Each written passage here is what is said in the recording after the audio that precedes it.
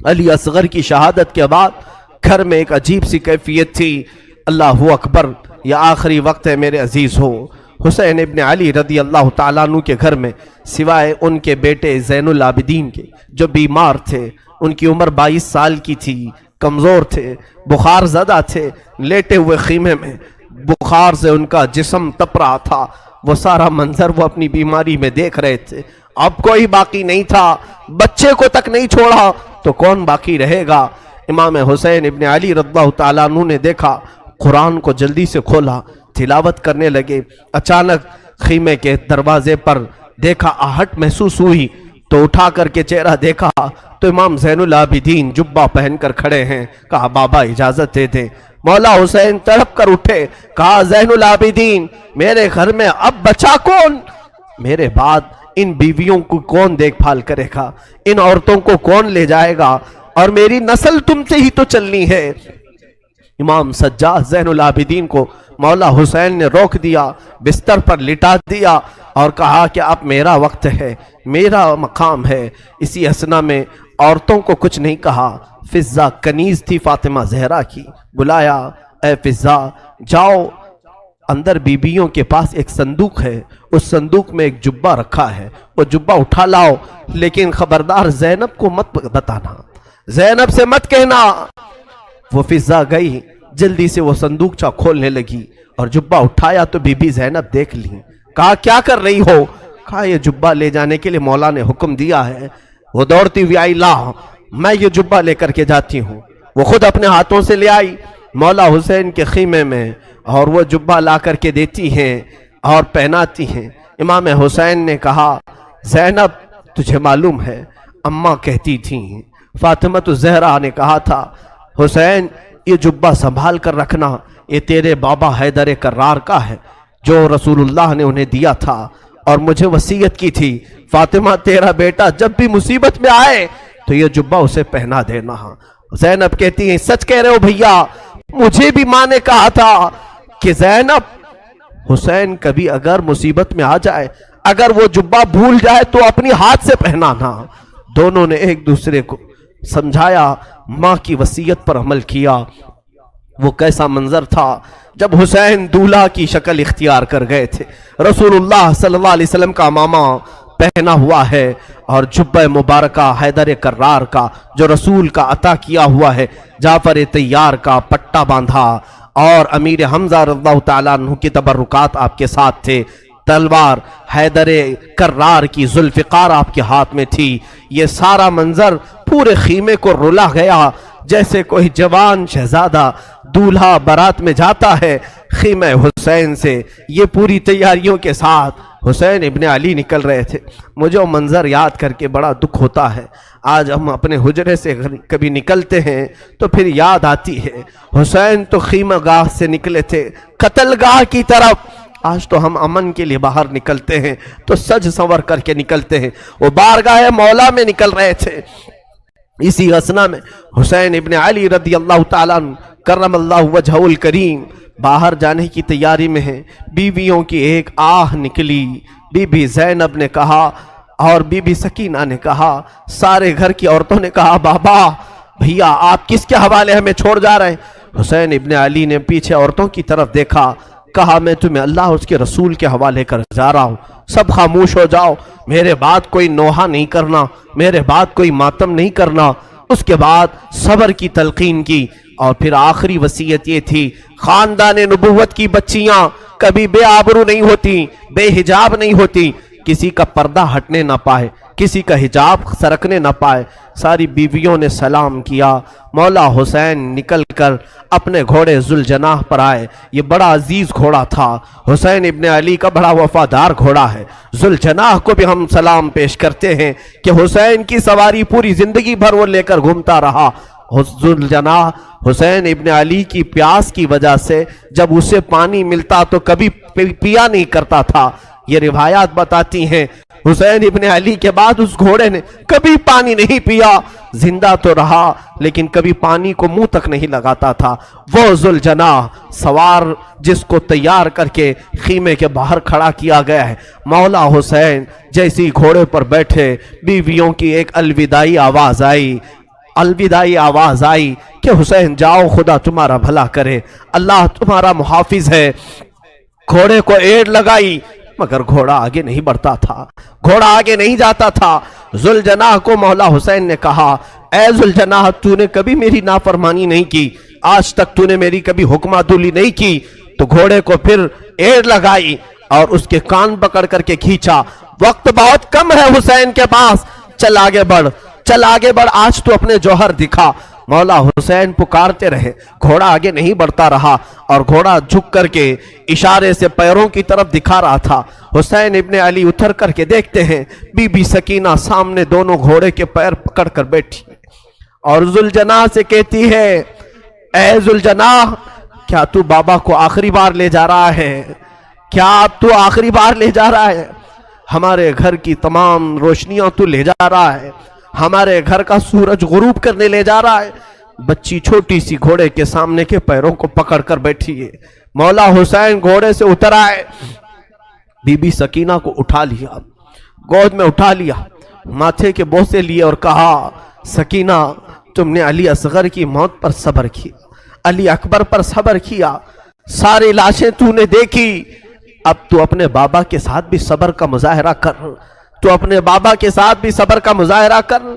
बीबी सकीना को इसी तरह लौटा दिया गया। वो खीमे में जाकर हसरत भरी निगाहों से देखती रह गई, चौखट पर खड़ी रह गई।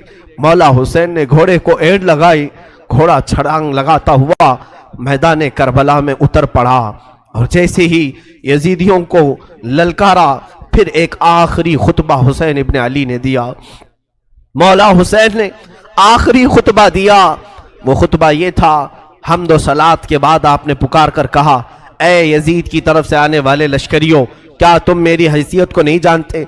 अगर तुम्हें मालूम नहीं तो अब भी बहुत सारे सहाबा हैं जिन्होंने रसूल की जुबान से मेरी तारीफ में, मेरी फजीलत में जो हदीसें सुनी हैं, बयान करेंगे, जाओ तुम उनसे सुन लो। सहाबा अब भी बाहयात हैं। क्या मैं फातिमा का बेटा नहीं हूँ? क्या मैं हैदर करार अली मुर्तदा का शहजादा नहीं हूँ?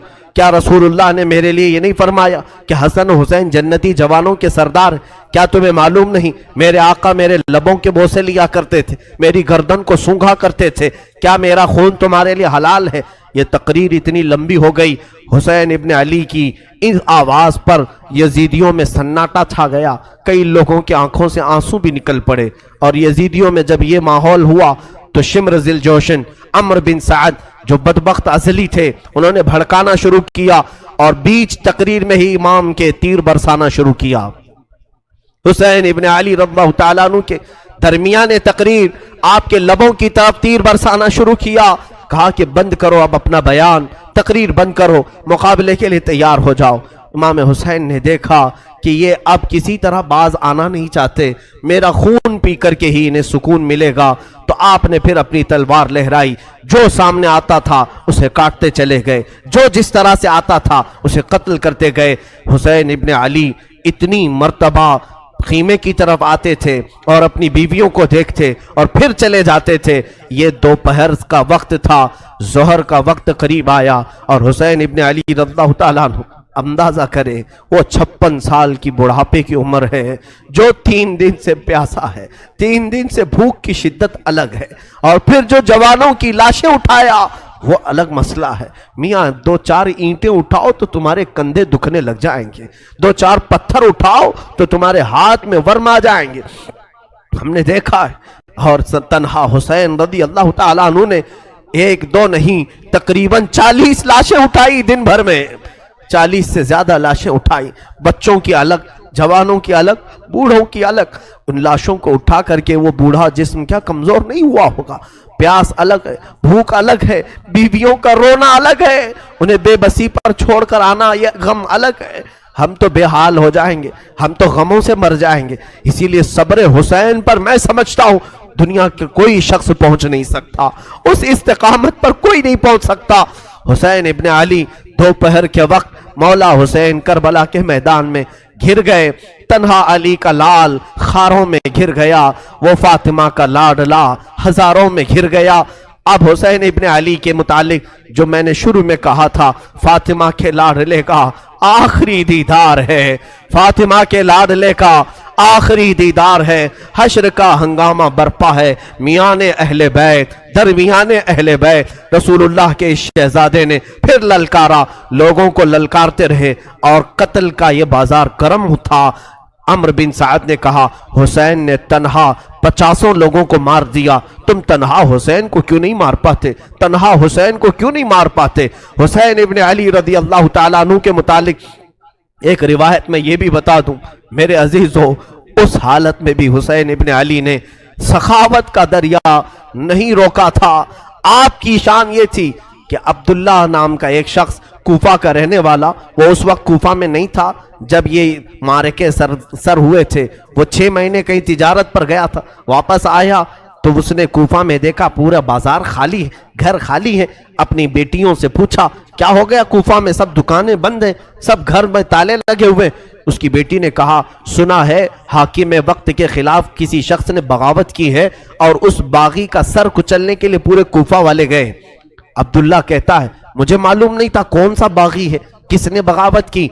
और फिर उनकी बेटियों ने कहा, अब्बा जान आप भी घर में ना बैठे, इसलिए कि हाकिम कूफा इब्ने जियाद ने ऐलान किया है अगर कूफा में किसी घर में कोई जवान बाकी रहा और करबला नहीं गया तो हम उसको तलवार से छलनी कर देंगे, कत्ल कर देंगे।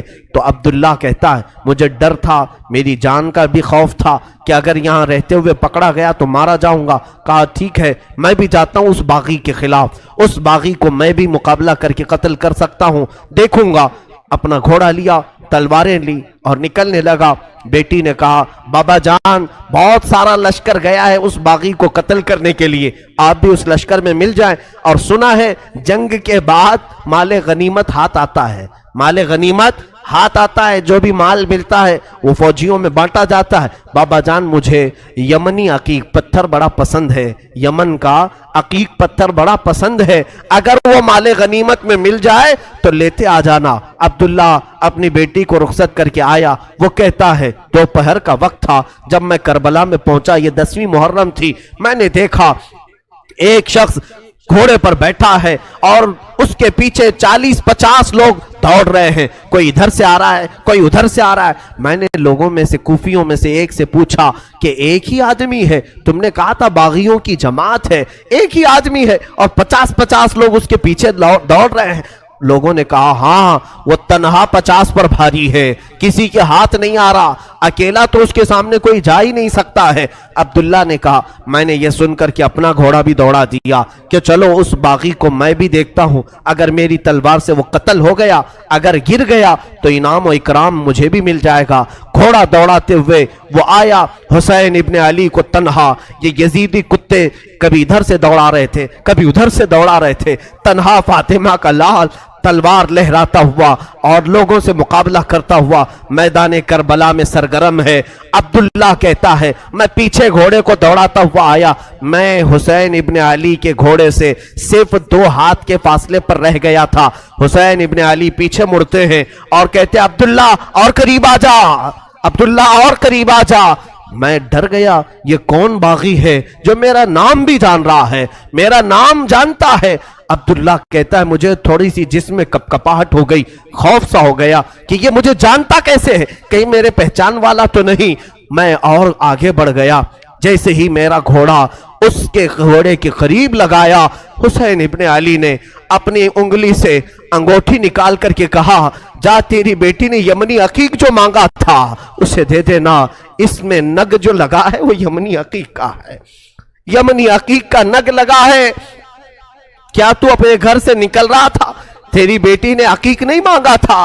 अब्दुल्ला कहता है, उसी दिन मुझे एहसास हुआ नबी क्या है, नबी के शहजादे क्या है, नबी का इल्म कहाँ होगा। मेरे अजीजों, हुसैन इब्ने अली ने उस दिन भी सखावत के दरिया को रोका नहीं।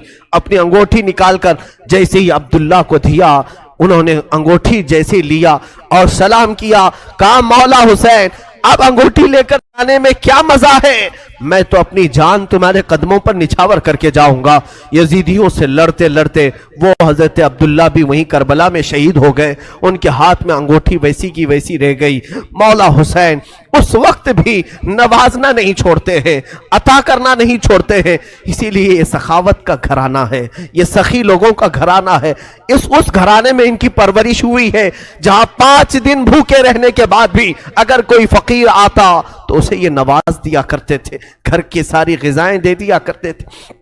مولا حسین رضی اللہ تعالیٰ ان یزیدیوں کے جتھے میں ایسے گھر گئے تھے۔ دوپہر کا وقت آیا، اچانک آپ کو احساس ہوا جمعہ کا دن ہے، آج پوری دنیا میں میرے نانا کا خطبہ پڑھ رہے ہوں گے لوگ اور جمعہ کی امامتیں ہو رہی ہوں گی، حسین یہاں پر تنہا ہے، جمعہ کی نماز بھی نہیں ہو رہی ہے، مسافر پر جمعہ نہیں ہے، لیکن جمعہ کے وقت کا احترام تو کرنا ہی چاہیے تھا۔ آپ نے ان سے کہا، اے لوگوں، ہاں میں جانتا ہوں مسافر پر جمعہ نہیں، کیا اس وقت کا احترام بھی نہیں کرو گے؟ جنگ بندی نہیں کر سکتے، جنگ تھوڑی دیر کے لیے روک نہیں سکتے کہ اس وقت کا احترام باقی رہے؟ اسی اسنا میں آپ نے کہا 2 رکعت نماز پڑھنے کی اجازت مل جائے۔ اللہ اللہ، حسین تمہارے سجدوں کو سلام۔ دنیا آج بھی قتل ہونے والے سے آخری خواہش پوچھتی ہے تو آخری خواہش لوگ یہ بتاتے ہیں، گھر والوں سے مل لوں گا، فلاں وصیت کر دوں گا، یہ جائیداد کے پیپر دیکھ لوں گا۔ ہماری وصیتیں، ہماری خواہشات دنیاوی ہوتی ہیں۔ مولا حسین نے آخر وقت میں اگر کوئی تمنا کی تھی 2 رکعت نماز پڑھنے کی، 2 رکعت نماز پڑھنے کی۔ یزیدیوں نے کہا کہ آپ نماز پڑھ لیں۔ گھوڑے سے ذوالجناح سے نیچے اترے تھے، مولا حسین رکعت نماز کی باندھ لی اور بالکل اطمینان و سکون کے ساتھ نماز پڑھتے رہے۔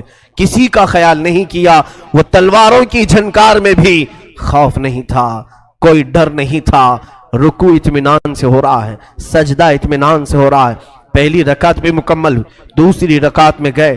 عمرو بن سعد اور شمر ذی الجوشن نے پکار کر کے کہا، اے ظالموں، اب کیا دیکھتے ہو؟ یہ اچھا موقع ہے، اس حسین کا خاتمہ کر دو، یہیں پر اس کا کام تمام کر دو۔ خولی بن یزید نام کا ظالم بدبخت ازلی قریب آیا اور سر امام حسین پر چڑھ گیا۔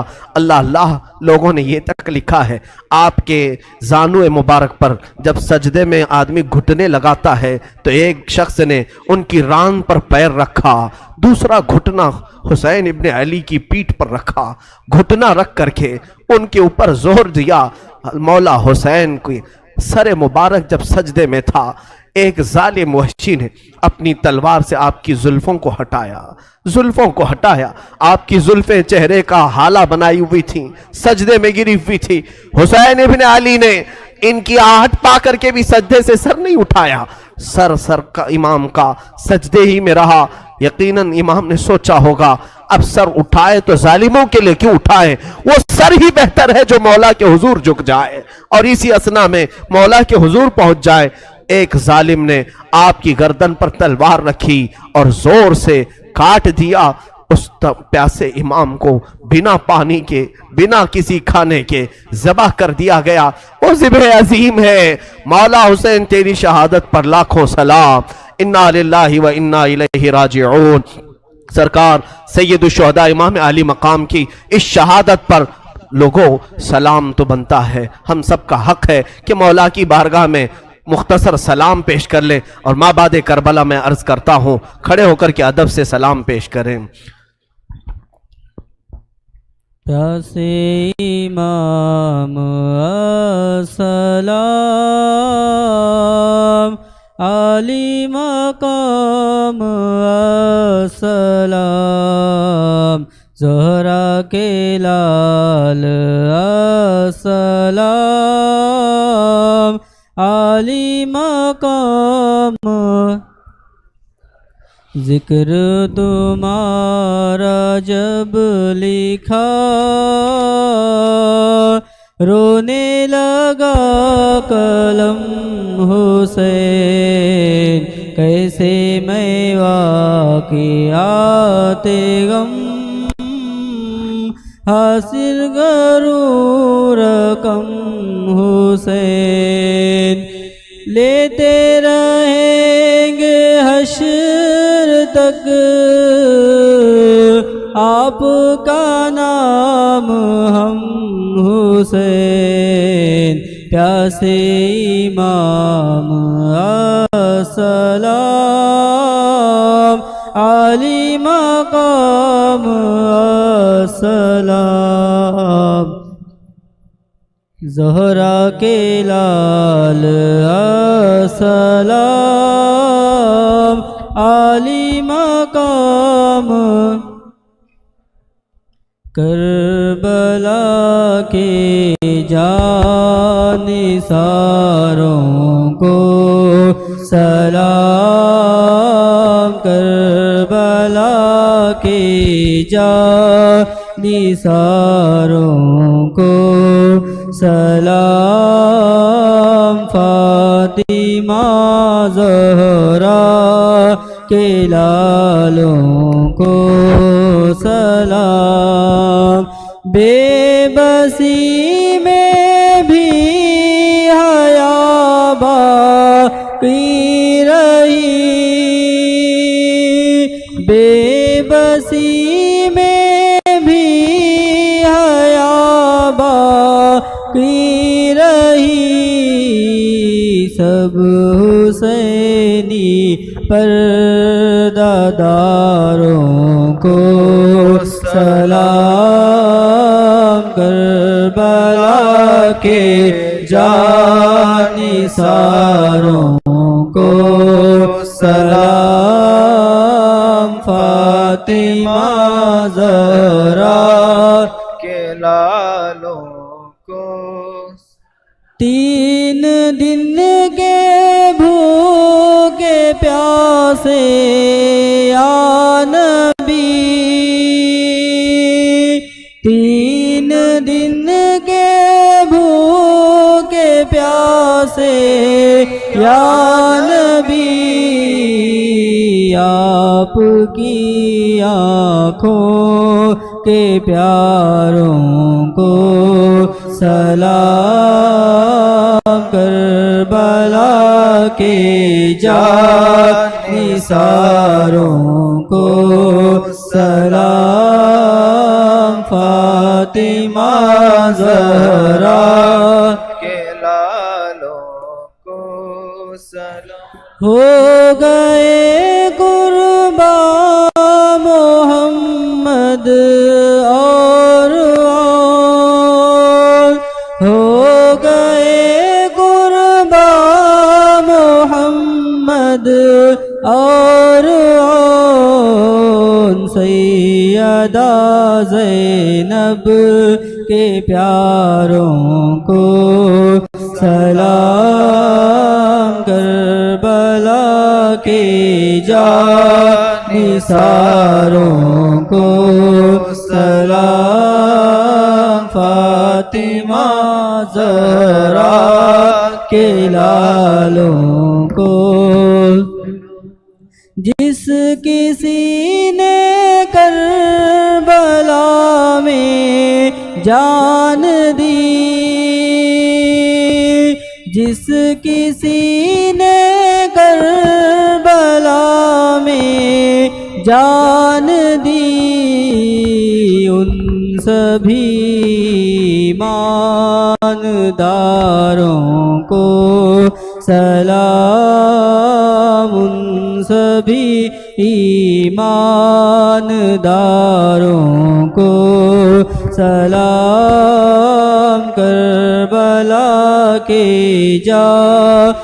جانثاروں کو سلام فاطمہ زہرا کے لالوں کو سلام جو حسینی قافلے میں تھے شریک جو حسینی قافلے میں تھے شریک کہتے ہیں عطار ساروں کو سلام کربلا کے جانثاروں کو سلام فاطمہ زہرا کے لالوں کو سلام. تشریف رکھیے.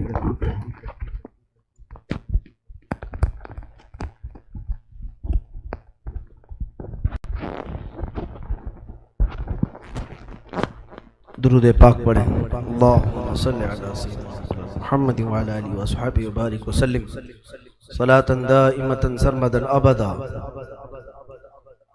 اور ایک مرتبہ بلند آواز سے درود پاک پڑھیں. اللہم صلی علی سیدنا مولانا محمد معدن الجود والکرم وآلہ وصحبہ الکرام وابنہ الکریم وبارک وسلم صلاۃ دائمۃ سرمدا ابدا.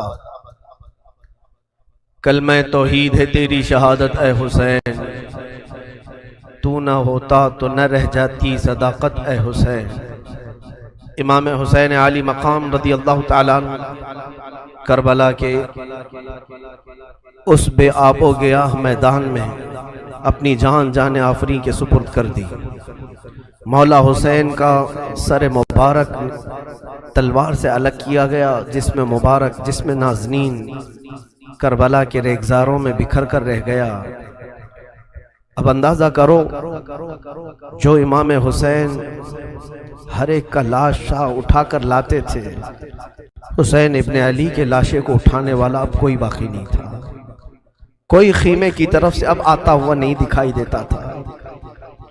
جنہوں نے دوسروں کے شہزادوں کو بھی اٹھایا مگر خود اس طرح سے سو گئے کہ کسی پر بوجھ نہیں بنے، کسی پر اپنا وزن نہیں ڈالا.